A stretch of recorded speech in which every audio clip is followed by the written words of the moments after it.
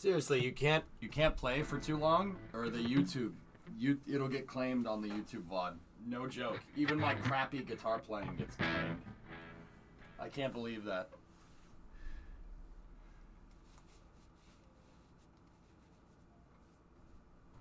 Oh, look, someone's using this as an opportunity to give me crap. Oh, that's great. Here, this is what you get now.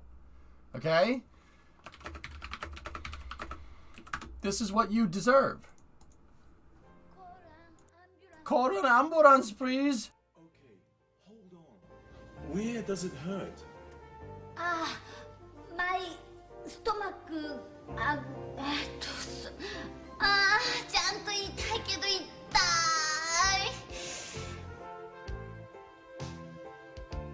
救急車を呼んでもらったからといって安心はできません。しっかりと自分の状態を相手に伝えましょう。I have a bad case of diarrhea. 私はひどい下痢です。I have a bad case of diarrhea. I have a bad case of diarrhea.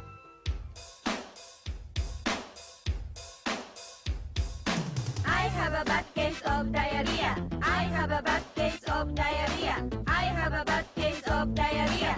I have a bad case of diarrhea.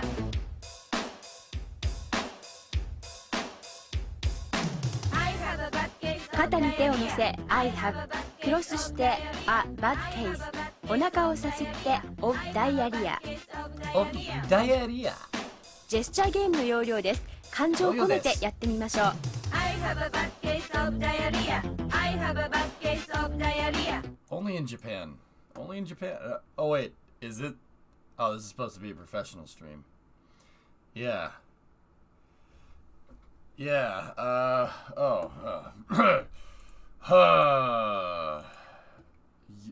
Here we. Okay. All right. Okay. All right. Here we go. Let's go. We got some coverage here. We got some coverage here. All right. We got some coverage here. Just thought I'd let you know. Let's flip over to the coverage now.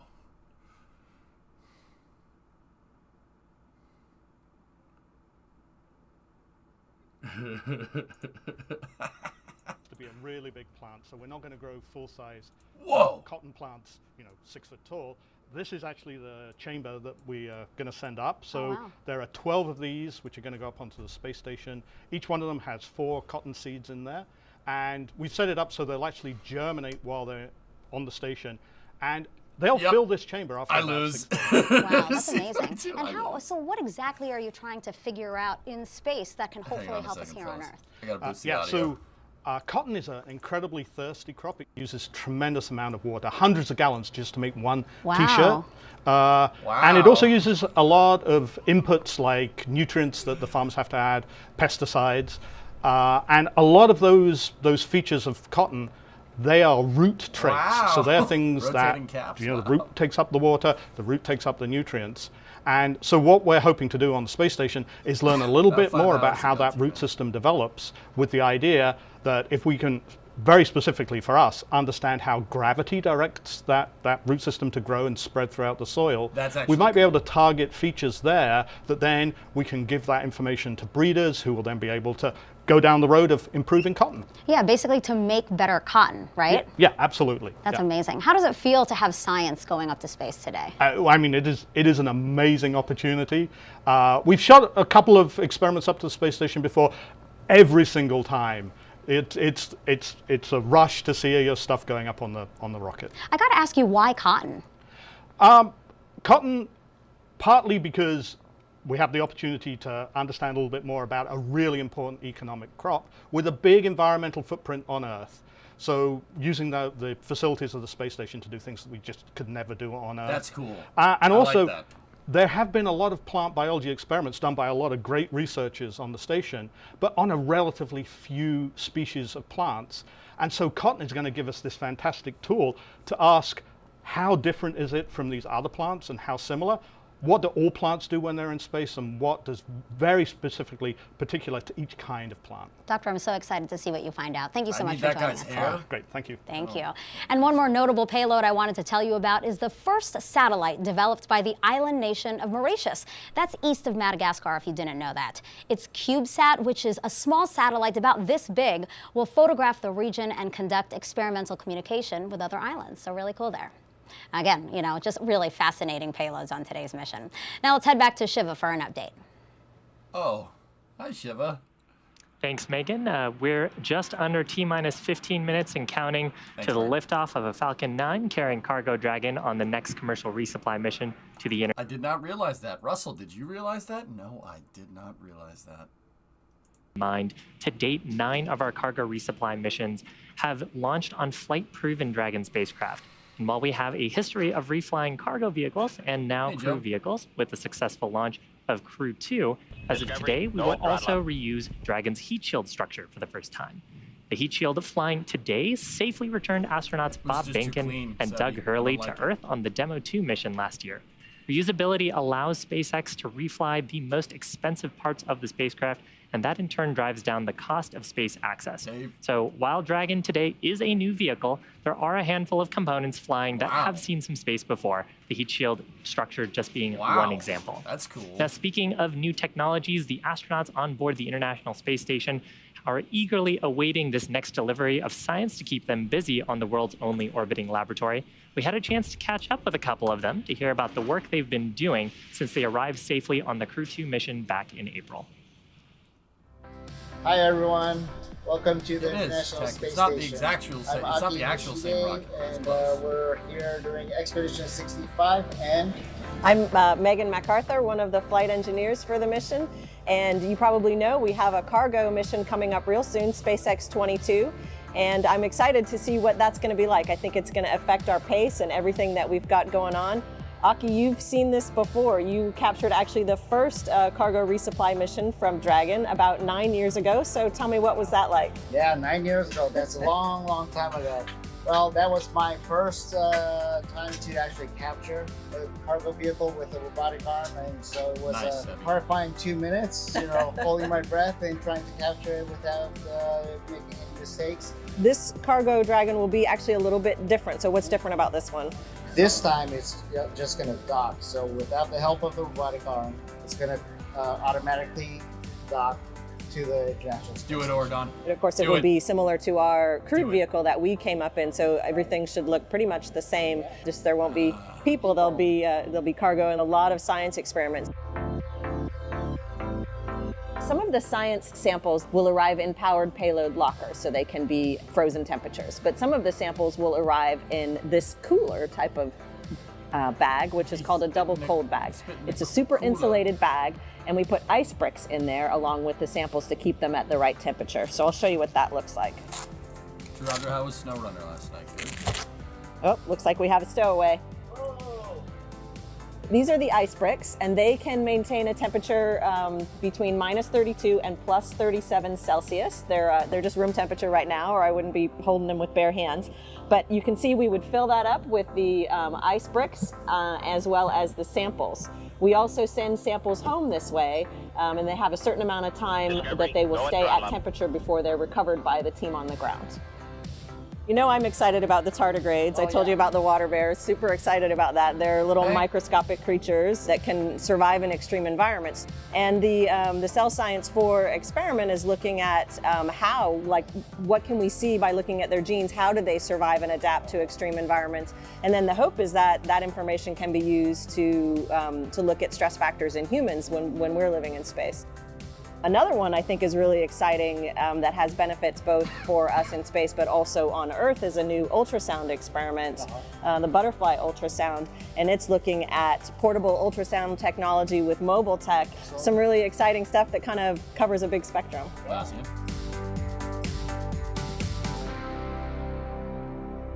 That's actually pretty cool. And that was NASA astronaut Megan MacArthur and JAXA astronaut Aki Hoshide aboard the International Space Station. And welcome into the International Space Station Flight Control Room at the Johnson Space Center here in Houston, Texas. The team of flight controllers in Mission Control Houston today is being led by Flight Director Rebecca Wingfield.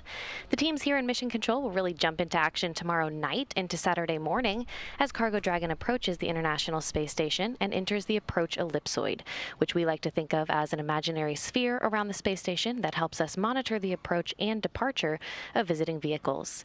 There are currently 7 crew members living and working aboard the International Space Station. Expedition 65 consists of NASA astronauts Shane Kimbrough, Megan MacArthur, and Mark Vandehei, Roscosmos cosmonauts Pyotr Dubrov and Oleg Novitsky, Aki Hoshide of JAXA, and Thomas Pesquet of the European Space Agency. One major component flying in Dragon's trunk today is the first pair of Boeing-made iROSA solar arrays, which will be installed to the 2B and 4B channels of the P6 truss by Thomas Pesquet and Shane Kimbrough over 2 spacewalks planned for June 16th and June 20th. This will be the first of 3 deliveries of these iROSA solar arrays. There will be 6 in all to upgrade and augment the power for the 6 of 8 power channels on the station. As Crew Dragon approaches the International Space Station in the morning hours on June 5th, NASA astronauts Shane Kimbrough and Megan MacArthur will be monitoring the arrival from the station's cupola. And once Dragon arrives to the station, it will dock to the Zenith port on the space-facing side of the station's Harmony module and will join 4 other spacecrafts: Crew Dragon, Cygnus 15, the Soyuz MS-18, and Progress 77. Cargo Dragon will remain attached to the International Space Station for about 1 month before being packed up with critical science and supplies and will splash down in the Atlantic Ocean for that science to be analyzed back here on Earth. Again, everything is still a go from here in Mission Control Houston, and we're looking forward to welcoming another vehicle to the International Space Station. So for now, we'll head back out to Kennedy. Megan. It is now T-minus 8 minutes and counting until liftoff of the Falcon 9 rocket and Cargo Dragon on the next resupply mission to the International Space Station. Now, you heard Courtney just mention the new solar arrays again. So let's take some time to go more in depth about those because they're really important to the station and what happens there. Take a look at your screen now. This is the first pair of the new Boeing-made ISS rollout solar arrays known as iROSA. They are compact panels you see there that roll open like a huge yoga mat, 63 by 20 feet each. Here they are inside the space station processing facility at the Kennedy Space Center before being packed inside Dragon. The space station currently has 8 pairs of solar arrays. The oldest pair has been in use for more than 20 years. The 2 new solar arrays, plus 4 more to be delivered later, will produce a total of more than 120 kilowatts of electricity. That is enough to power more than 40 U.S. homes. Once combined with the 8 original arrays, the new ones will boost power to the station up to 30%, maximizing use for the orbiting lab for many years to come. And these 2 new solar arrays, like Courtney said, are going to be installed this summer. Now let's head back over to Shiva for an update. Shiva? Thanks, Megan. We're just over T-minus 7 minutes to go. The SpaceX team currently working no significant issues with the vehicles. At this point, Rocket Propellant 1 fuel is nearly fully loaded on the first stage, completely loaded on the second stage. Liquid oxygen loading is underway on both of the stages as well, and that'll complete at about T-minus 2 minutes to launch. We're also loading helium gas into both of the stages. Falcon 9 uses helium as a pressurant, that's to backfill the propellant tanks as we consume liquid oxygen and RP1 by the Merlin engines during the session. The helium loading began before the webcast went live, and we'll continue to top it off until about 1.5 minutes before launch. Now, to make sure that the engine startup goes well, we also perform what's called engine chill. It started at about T-minus 7 minutes. We flow a small amount of that super chilled liquid oxygen into the Merlin engine turbo pumps, and we do that to avoid thermal shock to the mechanical components once we get that full flow of super chilled liquid oxygen on engine start. Dragon also began its startup sequence at T-minus 35 minutes when it coordinated timing with the Falcon 9. It's currently undergoing a set of vehicle health checks, with its next major milestone happening just before liftoff when it'll transition to internal battery power. Now, the range is standing by, ready to support today's mission. Launch weather is continuing to trend favorably. we had a 60% chance of go, and we're still continuing to monitor some of those clouds and Comes from the part of precipitation the US in that the wears area. cowboy hats, Louisa. So with that, the launch team, a Falcon 9, Dragon, the range, all looking good. Weather also trending good. And at about T-minus 5 minutes to go, I'm now joined by Marie to help me walk through these final moments of the terminal count. Marie? Yeah, Shiva, as you said, weather trending in the better direction. It was a little bit hairy for a couple minutes there. Within the last, I want to say maybe 13 minutes or so. It was right around T-minus 19 or 18 minutes. We heard about some lightning strikes in the area, not coming within that 10-mile radius of the pad, but that was a watch item. It looks like they're not expecting lightning to be an issue to come that close. And that cell that I mentioned to the south of the pad looks like Dragon has there's going to be a transitioned little bit to more configure for separation terminal count. between that. Little bit more Dragon has separation. transitioned to terminal count and is on internal power. Okie dokie. Turn the rocket on. Okay, so we heard that call that Dragon is now on internal power. Again, as Shiva mentioned, the team has already conducted its pre-launch engine chill. Again, this is when SpaceX injects a small amount of super chilled liquid oxygen. Where's the smoke coming from? It's not smoke, it's condensation that's coming from the liquid oxygen propellants. See how it's like steaming up here? It's because the liquid oxygen that the rocket uses is really, really, really, really cold. The reason why there's a bunch of liquid oxygen out there is because where it's going, there's no oxygen. You need to take the oxygen with you to make the engine work. So like, you have a car engine down here. Car engine won't work in space. There's no oxygen. Rockets combust stuff just like a car engine does. So they have to bring the oxygen with them. So in order to get oxygen to be stored as a liquid so you can get more of it in there, you have to make it really, really, really, really cold. So these vent lines right here are preventing what's called boil off, and the condensation that's happening on the side of the rocket is just because there's cold propellants. The propellants are stored at strong back's going back. The propellants are stored at a really high pressure. So high pressure and low temperature makes the propellants boil, okay? And when they boil, it turns to gas, right? You ever have a pot of water on the stove? You turn it on, and if it boils, you'll have no water after a while. So the stuff boils, and they have to make sure that they keep the pressure in the tanks right. The reason, there we go. There's a TE purge right there. You got to make sure they keep the pressures in these tanks right all throughout the flight. So, okay. Got more TE purge in there. Also happening now are some checks of the second stage thrust right vector control actuators. That is often referred to as an engine wiggle test, and this is when SpaceX moves the thrust nozzles. Go at throttle up. And we just heard the call for the stage 1 LOX load complete. Again, that engine wiggle test happening now to make sure that the guidance hardware is go for flight. It's too close to the launch SpaceX will do the exact same checkouts on the first stage engines, and that will happen just a few seconds before ignition. Yeah, and we just heard that call out for first stage LOX load complete. Next major activity here will be second stage LOX load complete. Usually happens around the T-minus 2 minute mark, and that wrap. When they complete the second stage filling, so it'll obviously take the first stage a lot longer to fill up, right? Because it's bigger, right? You're using the same propellants in the first and second stage.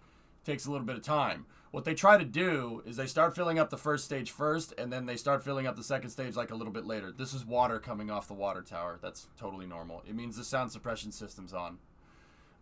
They try to time it so the second stage and the first stage fill up at the exact time, at the exact same time, and it seems like that's what happened this time. They should go back to a transporter erector purge. Because they have to fuel up the second stage, there's fuel lines in this structure over here on the right. There's fuel lines there, and they have to drain the fuel lines. So what they do is they just open up the line and depressurize it, and all the oxygen turns to gas, right? It evaporates and turns to gas, and they shoot it out the side. What they're probably doing right now is pumping nitrogen up the transporter erector to help evac all that liquid oxygen. You don't want fuel on part of your ground support equipment when the rocket goes to launch, because whatever is combustible will pretty much auto combust, because I got a little news flash. It's about to get really, really warm right in this area right here. So that's why they evac the transporter erector. They do a gas closeout. LD, go for launch. The launch director. Launch director says to go for launch. Launch director pulled Stage go 2, for press launch. flight. So with Stage 2 is at flight pressure, meaning with that, all those pressures systems that I was talking are about. currently go. Ready to go. We're just over T-minus 30 seconds to liftoff. Thanks, so. T-minus 30 seconds. Okay. And at T0, the rocket will be released from the hold down clamps at the pad. And as I mentioned earlier, that strong back right next to the rocket will retract the rest of the way, clearing the way for liftoff. Stage 1, press for flight. T-minus 15 seconds. All right, you should see the sound Falcon 9 suppressions is turn on configured right for flight. 10, 9, 8, There they go. 7, 6, 5, 4, 3, 2, 1, 0. Ignition. Liftoff. And liftoff of the here we 22nd go. SpaceX cargo resupply mission, bringing new solar arrays to the International Space Station. Go, baby, go. Stage 1, propulsion is nominal.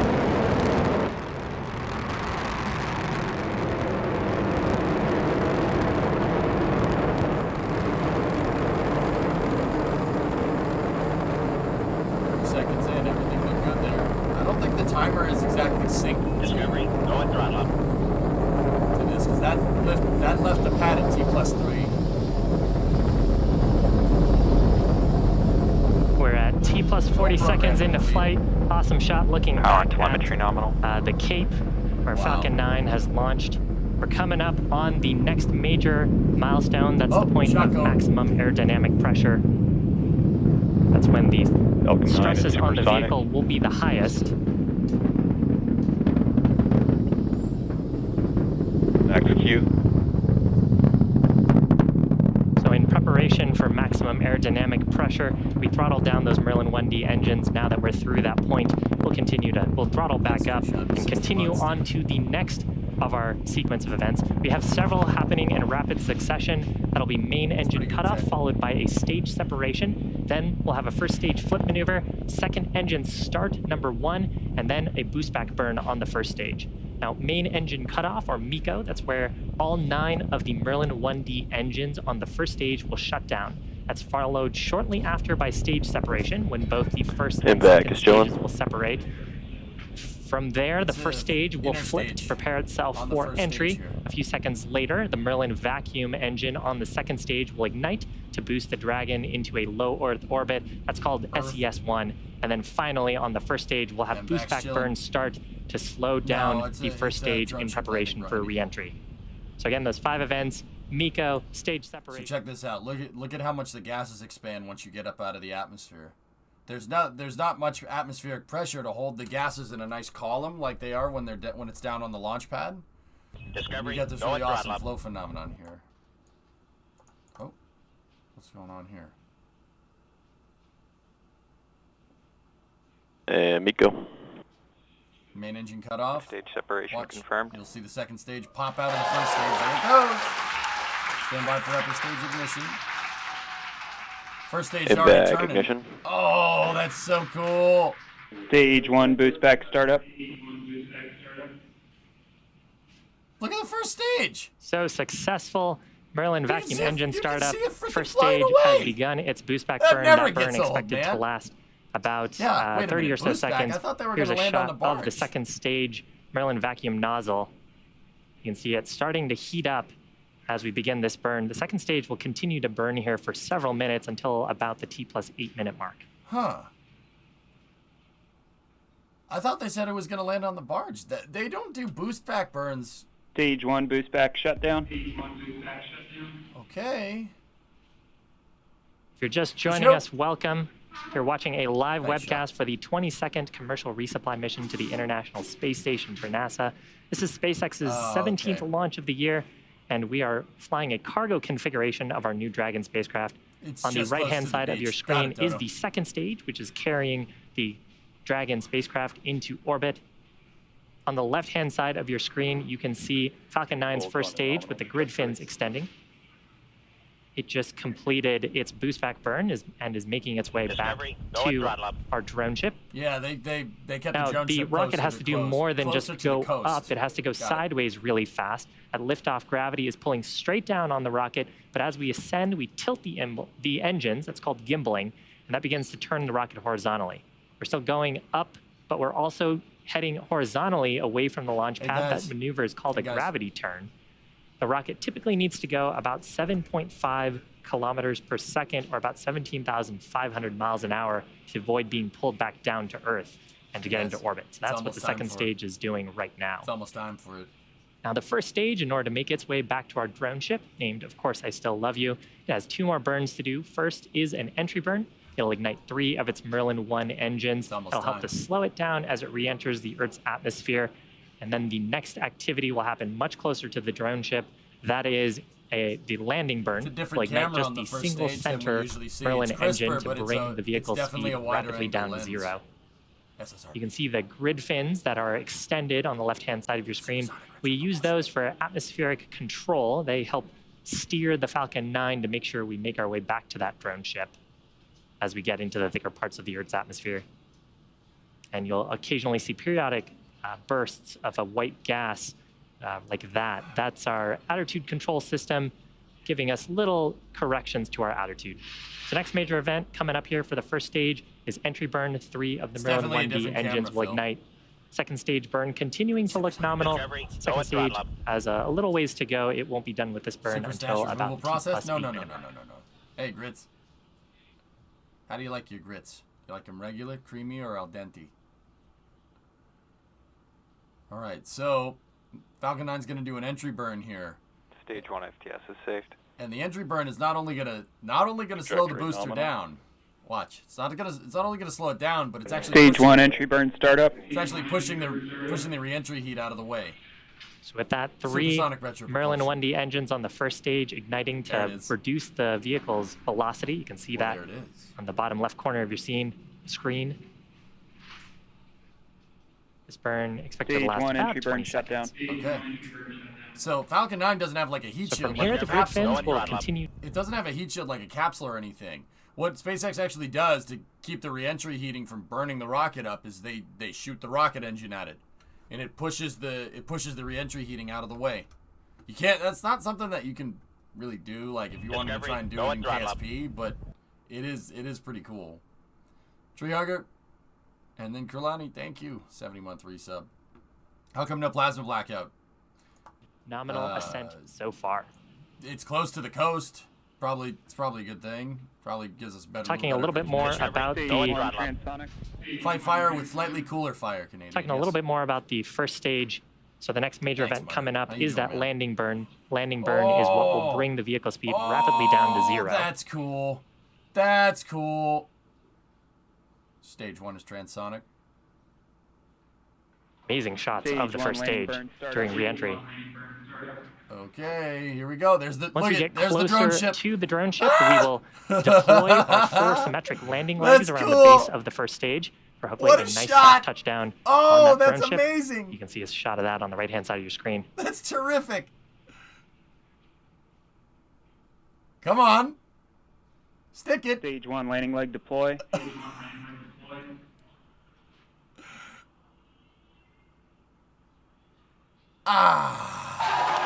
Picture perfect landing of that Falcon 9 for the first stage.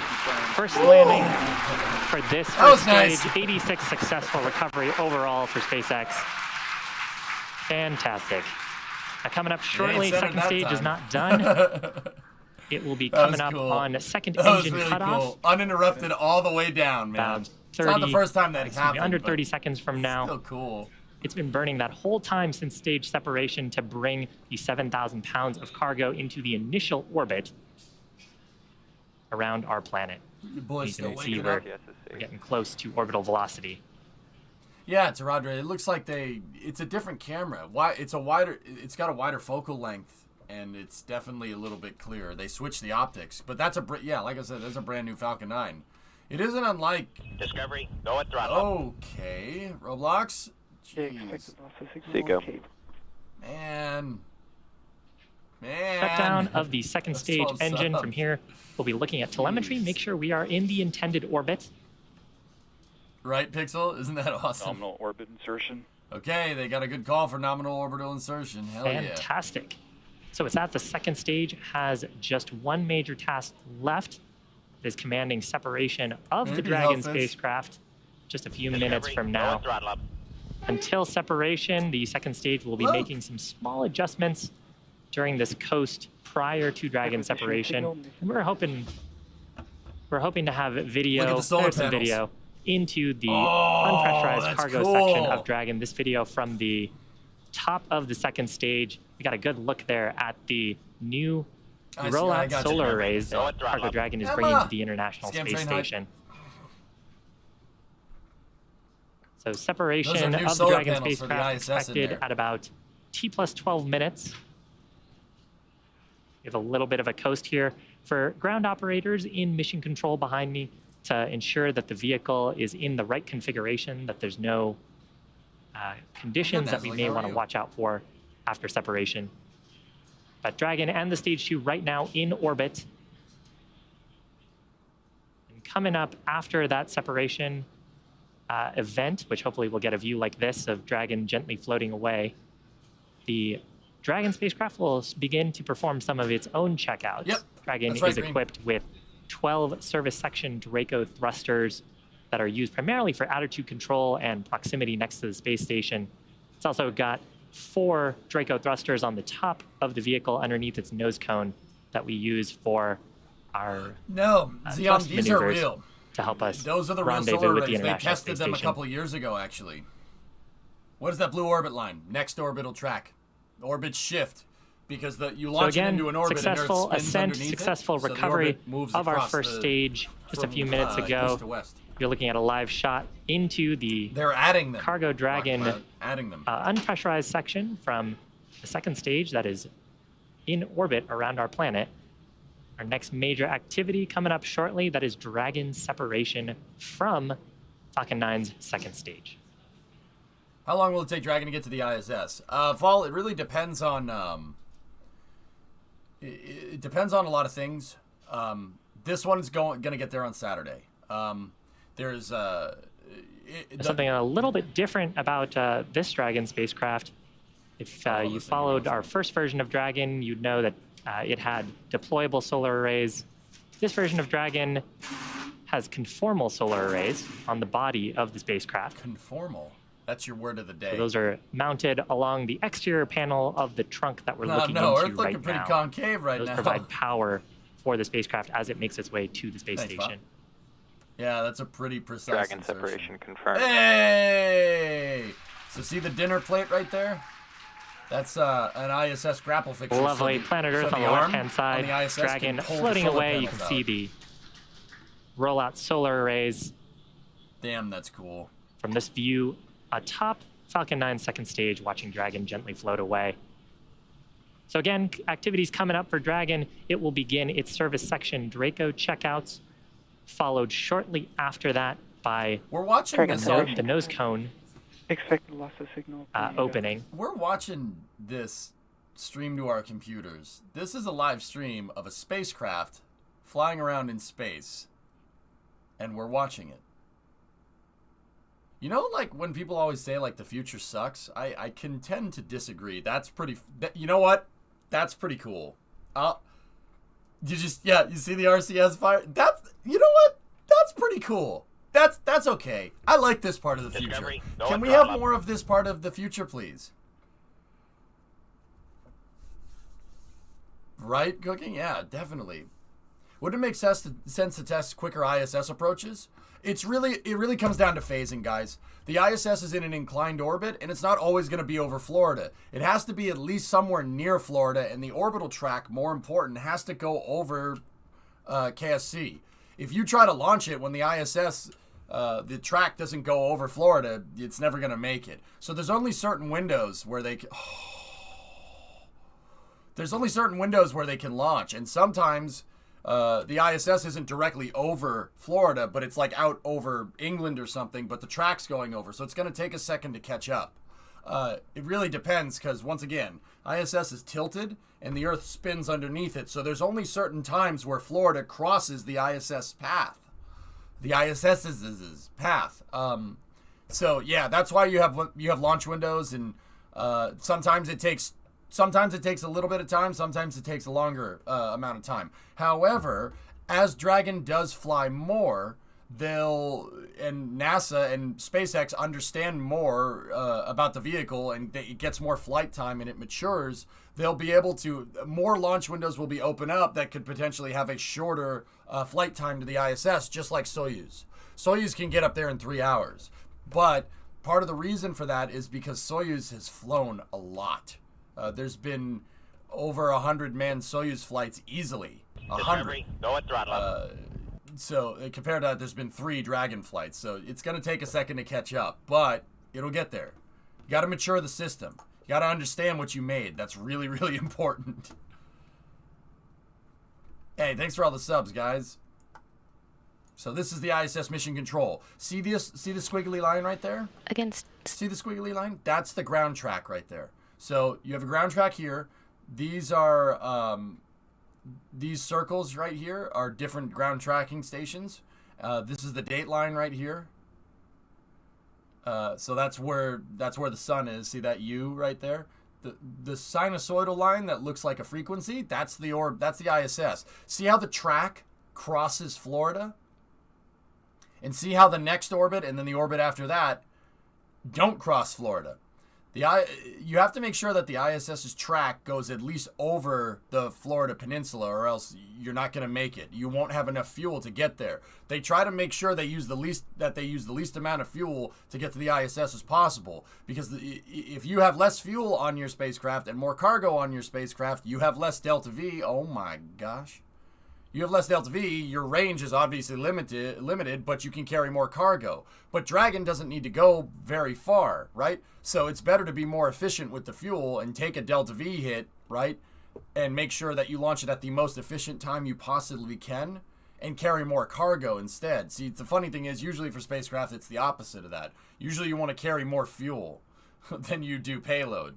But in this particular case, I mean, Dragon only has RCS. There's no propulsion system on this thing.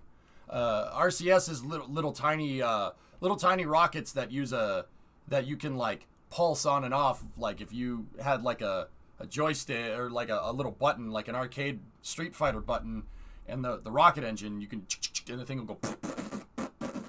You can modulate the thrust with those. Dragon basically only has those to get to the ISS because it doesn't. It has more cargo. It can afford it to be It can carry more cargo in it instead of having a propulsion system, because you can get there on the RCS. You don't need the big motors. Kerbal will teach you the pain of getting it wrong.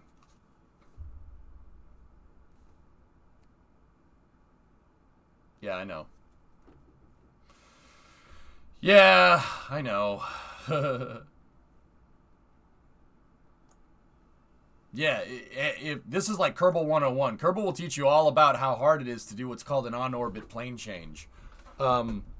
This is for the nerds, so I'm about to go off speaking nerd speak, so just give me a second. I'll only do it for a second, I swear. And the nose cone is opening? Nose cone is open. So you want to make sure that the ISS inclination and the track crosses your launch site. The reason is because if you don't, you won't be in the right inclination for the orbit. And if you're not in the right inclination of the orbit, anybody that's played KSPs knows that doing a coplanar normal or anti-normal burn is very, very, very, very delta V intense. That takes a lot of fuel to try and take a left turn in space or a right turn in space. So Discovery, go at they throttle. try to make sure that the track goes right over Florida. And see, the ISS is just out in front. It's over New York City. Pretty cool. This month. Absolutely, Courtney. How do you hear me? Perfect. I hear you great. Okay, very good. Yeah, that's a great question. So I'm going to kind of start at the beginning a little bit, because the punchline at the end is probably the best. But it's tough to do, Zanku. You know, over time, our solar arrays age, manually. and so the first set of arrays have been up there over 20 years. Our most recent arrays we brought up, you know, just before shuttle retirement. Those arrays are over 10 years old as well, and then the set in between are closer to 15 years old. So over time, the arrays aren't as efficient at generating power. So that's one of the things we wanted to fix with the augmentation, especially up in space. The fact that these things have lasted 2 decades is pretty cool. Actually, the first 2 we do are the oldest arrays, which makes sense. The first 2 that we replace. And that will effectively restore those arrays back to what we would call their beginning of life properties. And in the case of the newer arrays, the ones that are 10 to 15 years old that will eventually get the IROSAs, they'll actually be able to generate more power than they can today.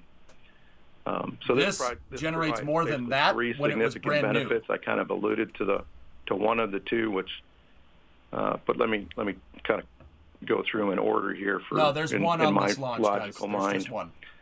So for one, for our solar array constrained events, it makes it easier for us to manage the solar arrays. Those will be cool, Phil. An example of that would be about what we're going to see tomorrow. So visiting vehicle dockings and undockings, the arrays can't always point at the sun. We have to protect them from plumes from the vehicles coming and going, as Super well important. as the solar panels are as thin as a piece of some paper. of the loads that we see on the arrays. So we call those they don't need to be in a glass pane or whatever. It's in space. Or solar array constrained event. Piece of paper and then roll them out. It also helps us. This augmentation is going to help us to fully the old panels and the new extend panels. the life of ISS and fully execute our full suite of research as we move forward.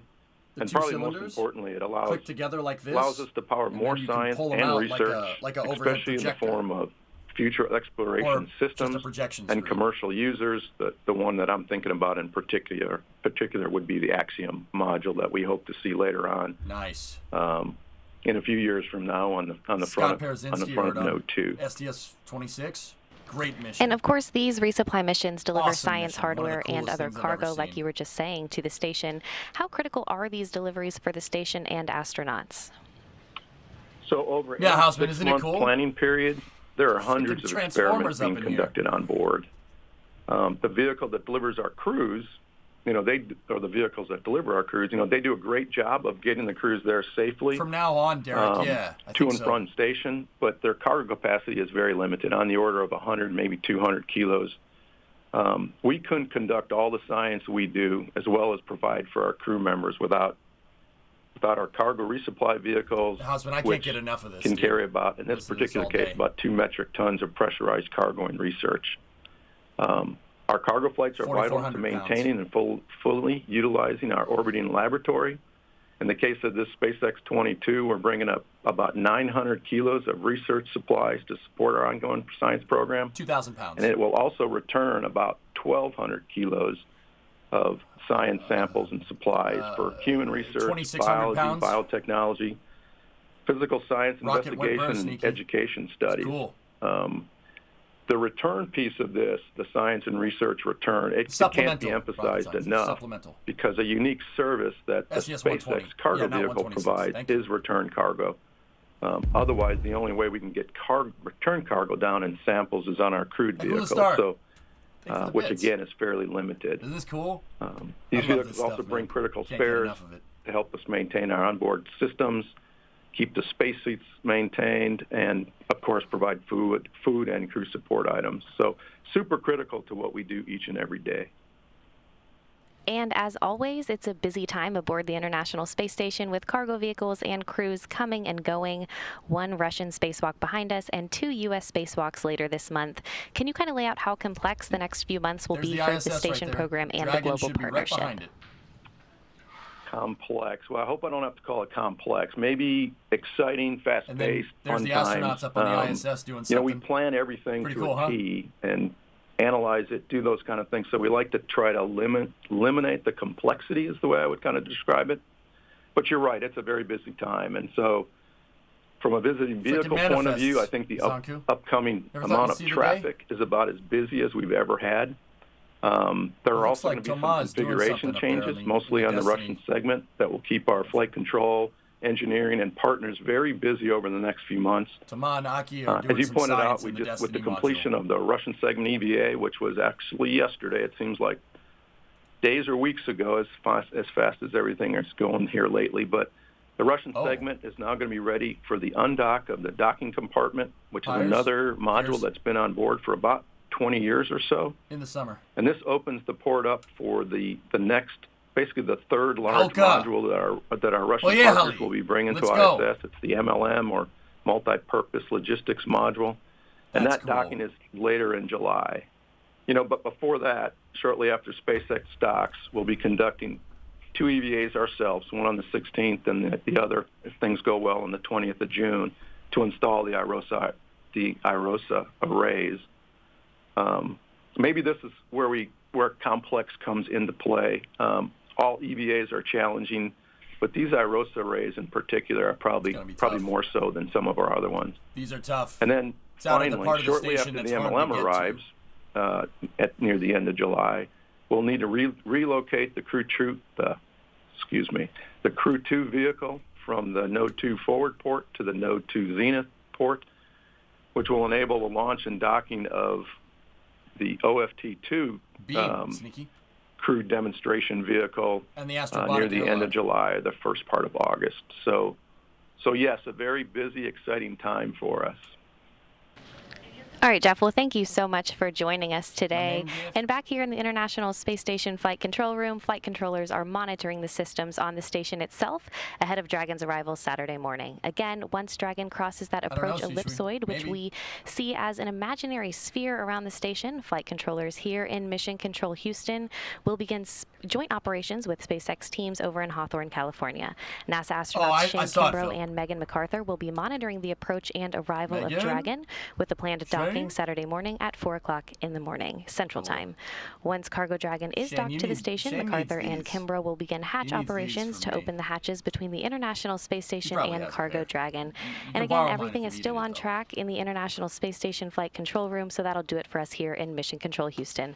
Now back over to Kennedy. Megan? Thank you, Courtney. Thanks, Courtney. That's going to wrap up our launch coverage of NASA's 22nd SpaceX Commercial Resupply Services mission. Cargo Dragon is on course to dock to the International Space Station at about 5 a.m. Eastern Time Saturday morning. We will, of course, have live coverage of rendezvous and docking beginning at 3:30 a.m. Saturday morning Eastern Time. In the meantime, you can follow the mission at nasa.gov. Thank you so much for. So this mission right here didn't have people on it. This was an uncrewed flight. See? This Dragon, see how it doesn't have any windows or anything, Luis? This one was carrying food. Seriously, I mean, they got people up there. That NASA, Roscosmos, and the international team that supports the ISS, they've had people continuously up there for 20 years. 20 years. Actually, it's 21 years now. The first expedition went up in 2000. I remember watching it. Freaking, I'm old. Anyway, so this one didn't have people on it, but the thing is that capsule right there, that's a Dragon 2 right there, capsule. It's called Dragon 2 because the Dragon 1 was a cargo capsule. Dragon 2 can move people. The difference is, seriously, the difference is there's a couple of big visual differences.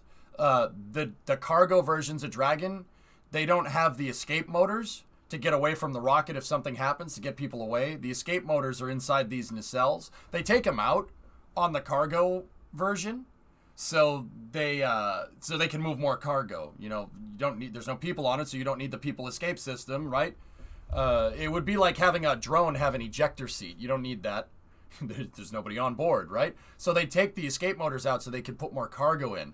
But, I mean, the interior of one of these things is basically the same as Dragon 2. It's the same as the one that the crew flies, only there's no seats. Seriously, no seats and no control panel. Why? Because no one's flying it. It's autonomous. It'll get to the space station by itself. Which is, I mean, that's pretty damn cool in itself, I will say. So, yeah, there's no toilet on this one either. Hey, you got to save weight, man. Making a modular toilet for your spacecraft is a good idea. Everything in space has to be like a freaking Lego kit, man. Because that offers, well, if you have Legos, you could build more things, right? Like how NASA conducts things is the same way. All the experiments that they talk about are actually inside of a box that can Lego kit attach itself inside of the lab modules on the ISS. They're actually portable racks. And if they want to change out a science experiment, they take it off. It's about like the size of a big locker, right? You just take it off, right? You don't need to worry about it. You don't worry about moving it. It doesn't weigh anything. It's really easy to move. And they take the racks and they install them in here.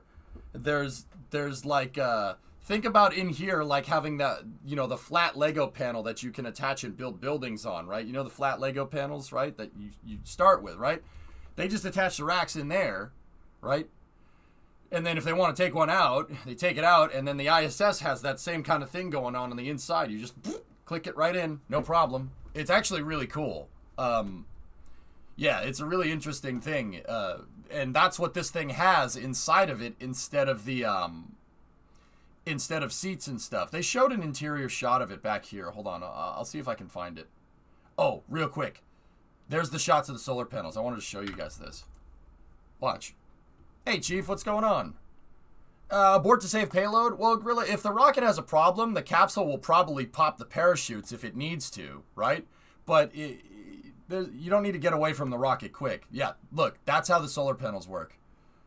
Also, shameless shout out for these aluminum jigs that they're using to be able to roll the solar panel out. The thing is, the solar panels are like about as thin as a sheet of paper, and they can tear like a piece of paper. You got to be careful with these things. The reason is because you don't need to build for structure in space. You know, like if you think about a solar panel today, it's on a big metal sheet with a glass panel over it, right? And it's sitting on the ground and it just kind of stays there. You don't need the metal panel or the glass sheet. So they roll out solar panels like a fruit roll-up up in here. Or a yoga mat, like what Megan said. I wouldn't know nothing about that, though.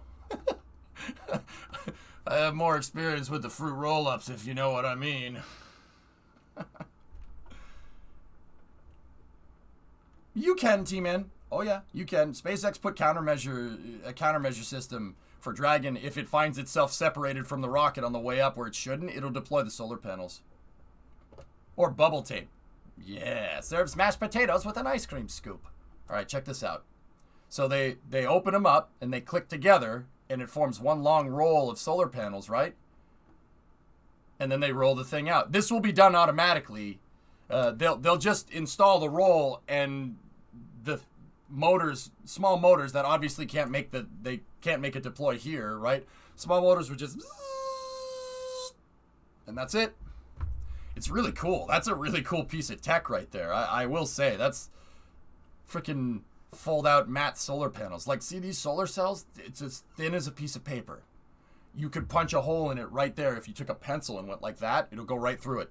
But that's the name of the game with space, guys. It has to be as light as possible. And now, you know, I say light. Weight has nothing to do with it. No, it's all about mass because there's no weight in space.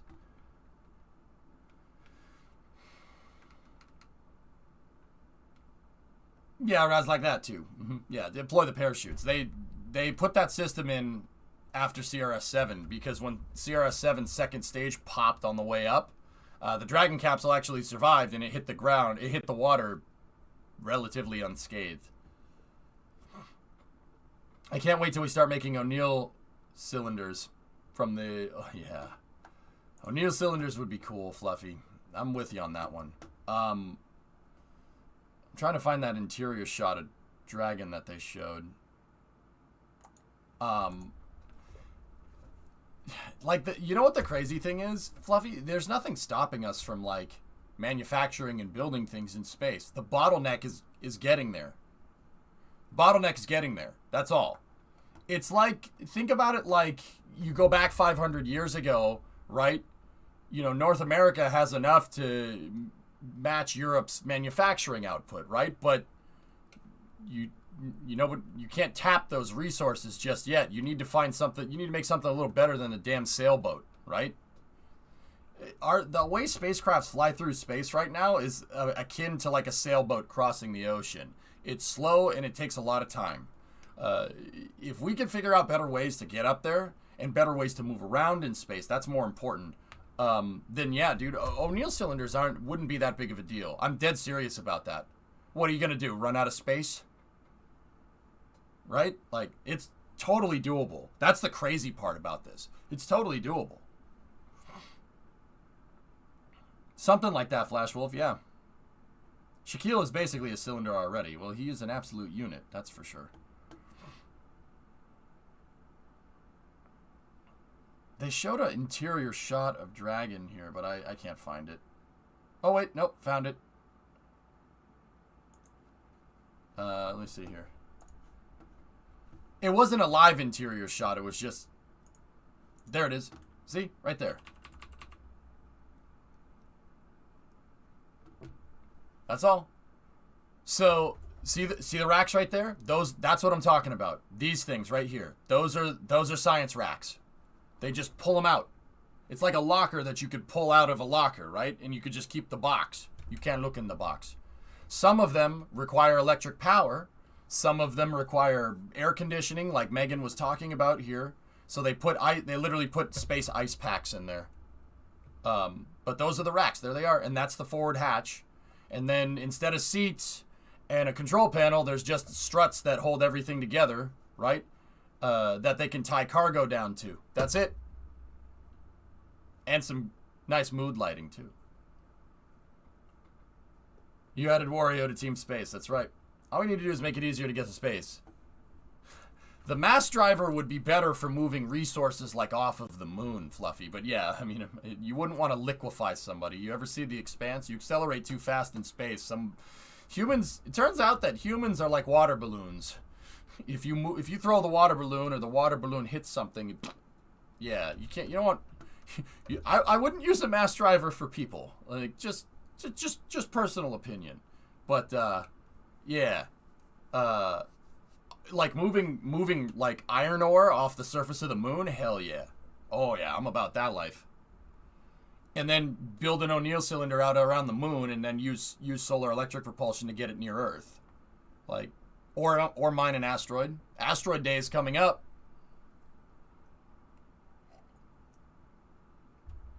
Yes, but it's the best way to impress the chicks, by liquefying yourself. What is a mass driver? Angry Pixel, are you familiar with a railgun? A linear accelerator? Basically, you have a gun barrel, right? And instead of an explosion happening at the bottom and it's shooting the bullet out, right? You have magnets. How they work, I don't know. I don't want to talk to a scientist either. It's a meme. I know how they work. So you have electromagnets, and basically you turn on the electromagnet, right, and you flip the polarity, and there's a magnet on the bottom of your vehicle, your cargo vehicle, right? And then it's on the sides as well. And then you just modulate the electromagnets, right, going negative to positive, negative to positive, negative to positive, and it accelerates the vehicle out like firing out of a cannon, but it's an electric cannon. That's actually a thing. Linear accelerators like that actually exist. The Navy here. The Navy has a railgun that you want some future stuff, man.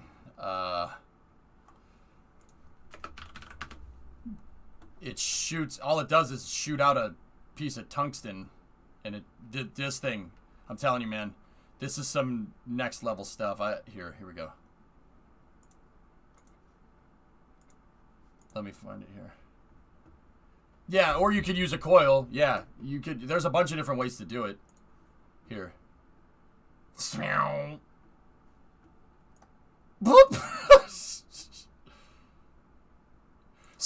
you know what's crazy, fellas? So for the space nuts that are here, you see this? It looks like a bullet, right? It looks like you got a muzzle flash here.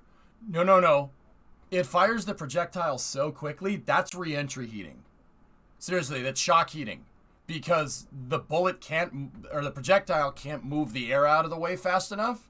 So the air compresses, and it gets compressed so hard that the bullet's moving so fast, it literally rips air molecules apart. It's called ionization. And that's what creates re-entry heat. This is plasma. This is a plasma wake from the projectile, which is really, really cool, actually. Yeah, that's what that is. It's re-entry heating. Yep. Yeah, you can see some of the, and you can see the shock right there. See that? Look, because it's going hypersonic. Look, you can see it right there. Look at the wake. See how I always talk about stuff that's going hypersonic and going supersonic faster than the sound barrier? It has a wake. You can literally see it right there from this camera. Isn't that cool? That's not CG. That actually happens, which is ridiculous to me. Yeah, Joe, I got to talk about that. Ivo, what was your last? We've yet to make railguns that don't melt from the intense heat of the magnetic flux after one shot. Yeah, that's the other thing. Yeah. See that? Look. See the wake? That happens. When Falcon 9 is coming in for a landing, this happens. And they use the rocket engine to push this away. Because plasma accumulates. It accumulates kind of like when you sweat, right? Like it's kind of, no, it's not like that, but it doesn't it doesn't just go away. It just kind of sits there, and then you get sweat in your eyes, and it's really annoying. So Falcon 9, when it's coming back into land, it fires its engine, and that actually pushes that plasma away, which is really cool. That's my favorite part of Falcon 9. You're able to recreate that in KSP as well. Boundary layers, that's not a thing in KSP. I can fake it, right? I can fake it to make it act like it does that, but the video from the shot, there was a breach in the rail's plasma channels. Yeah, there's also that, C22, yeah. Yeah, but the re-entry heating does happen.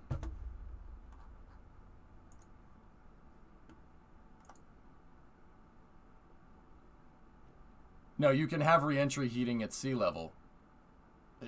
You can create a crazy amount of heat. Doesn't matter what I call it re-entry heating so people get the right idea. Jackal, you're right. What that's called is shock heating from air compression happening on the front. There's this for the non-science people. There's this law called the ideal gas law. It basically says that at higher pressure, gas gets hotter, right? And at lower pressure, gas gets colder. Pretty straightforward stuff. The gas, the air that this bullet is going through, or, I mean, a rocket will do the same thing, or Dragon when it's coming back down from re-entry, right? It'll compress that air so much that it'll literally rip the air apart. Yeah. Air molecules will get in the way, and the thing hits it, and it compresses, and it gets so hot from the ideal gas law that it rips the air molecule apart. Yeah, pretty cool. Creates plasma. Yeah, it's really neat, actually. It's not friction. It's not friction, Fluffy. It's compression. Differences. Not friction. Compression. How did they dispose of the animals in the ISS, or did they bring them back down to Earth? There's no... Well, Velo, what do you mean animals? There's tardigrades up there. They'll probably bring them back down. Most of the testing that they do up there on plants and moustronauts and stuff, they bring them back down for scientific evaluation. That's being scientific. I don't know what they do with them after that. They're just lab rats. Who knows? Shank, 54-month resub. What seems to be the officer problem? You know how fast you were going? How fast you were going. All right. Hey, can I know the answer to this, but I'm still going to ask. I want to watch this landing again, if you guys don't mind. Just one more time here. Just give me, just look. Look at the, oh wait, back it up a little bit. Watch the grid fins. So, check this out. This should tell you a little bit about the load that the grid fins have to endure. Falcon 9 is basically careening back down to Earth as fast as like a bomb would, right? Only it's a 150-foot tall bomb. And it has a guidance system in it that works similar to a guided munition, except at the very end it doesn't blow up. I mean, well, sometimes it does, but most of the time it doesn't, though. Yeah. And then those things right there, the waffle irons, they steer the thing, right? But you could see that it starts to get back into the atmosphere because this thing is going basically straight down. And watch the grid fins start going like, it should tell you how much aerodynamic load gets put on this. Basically, that same kind of phenomenon that I was telling you about, the air is compressing against these grid fins and it's trying to push them up, but they're titanium, so they ain't gonna break. And the system that holds them in place is holding on for dear life here. Watch the grid fins. Look. You see how they're like... They're probably making that noise too, just saying. Oh, look, see? What you're seeing here is air changing pressure really fast. That's what's going on right there. The air is going from really high pressure on the bottom of the grid fin to really low pressure on top of the grid fin, and you get this kind of cool thing going on right there.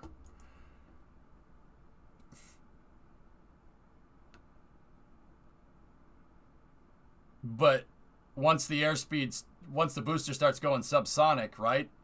it goes away.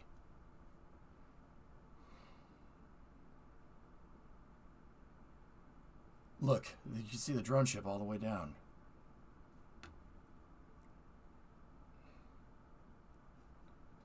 This thing looks like it landed a little off center. It looks like there's some white caps. It looks like it's a little windy out there. I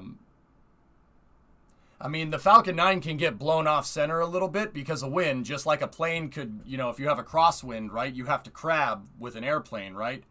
You guys seen those videos where the plane lands sideways?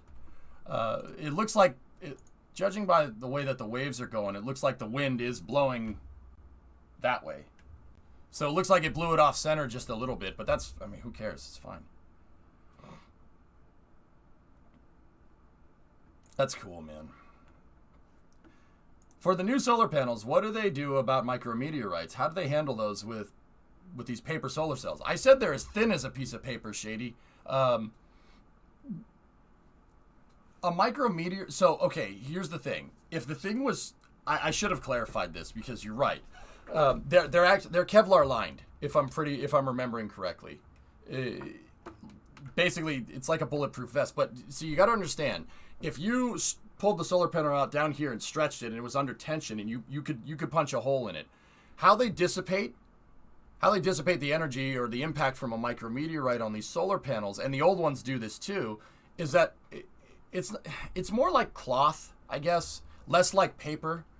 I was more referring to how thin they are, but they're strong. It's strong.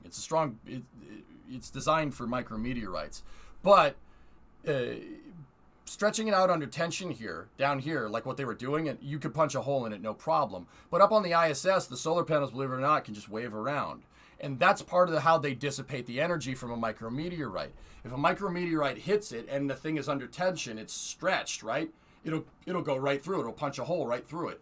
But what they do with these solar panels is they allow them to kind of billow. There's minimal atmosphere up there, but they just kind of can billow around like this. So if a micrometeorite hits, the thing kind of just wobbles around a little bit, and it absorbs all the energy, and the energy just leaves ripples in the solar panel. That's how they deal with it. When I said that they're paper thin, I probably should have clarified this. They're paper thin, but they're strong. It's not like a piece of paper, and if it's under tension down here, you could punch a hole in it. But how they get around that is that they just kind of leave it there, and if something hits it, it just flops like that. This is a great analogy, I know. It wouldn't bounce off like a spring, T-Man, because there's no tension. You don't want tension with solar panels. Then a micrometeorite will go right through it. You want it to kind of flop around in the wind, right? Like a net almost, Dougie. Yeah. Mm-hmm. That's how they do it. And then the solar panels, I'm pretty sure, have Kevlar lining in them. Because that's what Kevlar is designed to do. That's what a bulletproof vest is designed to do. It takes the kinetic energy of the bullet and dissipates it by literally waving around. A bulletproof vest does the same thing. And the funny thing is that Kevlar got invented by DuPont by accident. Seriously. A woman at DuPont in the 70s was trying to make something else. She was trying to make like a better rubber or something. And DuPont made Kevlar, and they figured out that this thing can absorb very high ballistics, which is really cool. It's a really interesting story. Bulletproof vests got invented by accident. They had flak jackets before that. That's, yeah, bullets go through flak jackets. Yeah.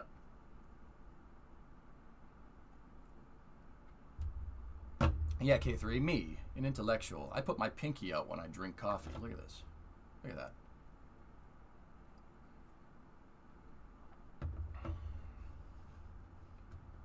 All right. So, good coverage, huh? Good launch. Another one. Put another one in the books for SpaceX. When's the next launch that we have? Discovery, go at throttle up. Let's take a look. Yeah, the ceramic plates are really... Yeah, you need those. Landing cam was awesome. Yep.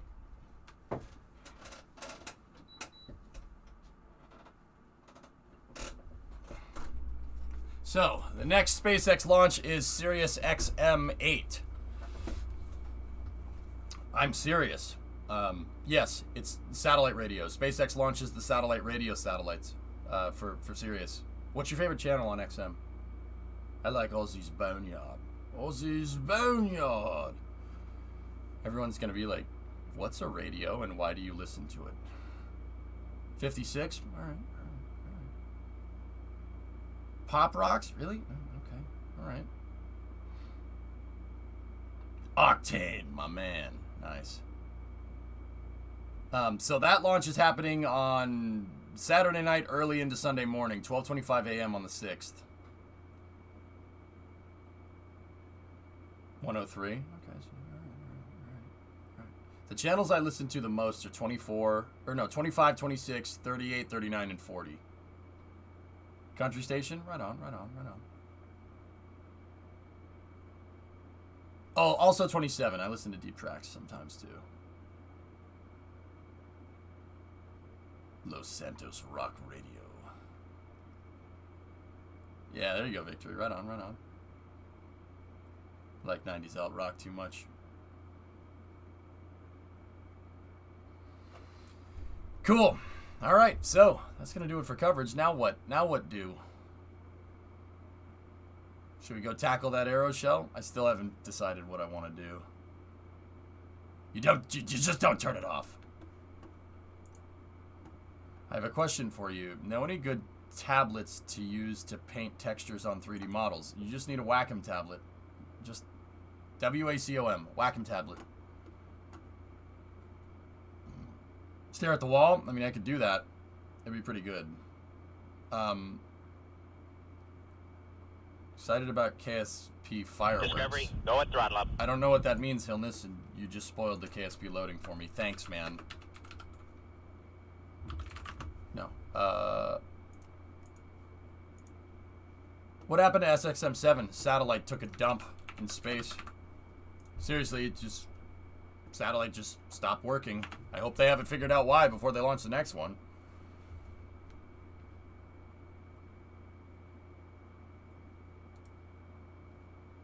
Denny gifted a sub to Houseman. There you go. And then Denny had a 38-monther in there too. And then see you. Hi EJ, tomorrow's my birthday. You deserve a gift too. Great content and a great entertainer. Well done. Thanks, see you. All right. So I'm going to change up the directory here to Kerbal and let's play some video games.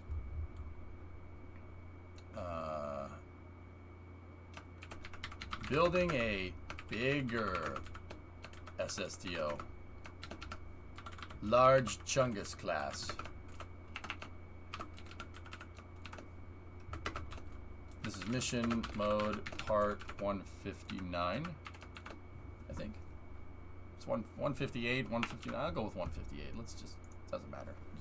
Just say Smith. None of this matters.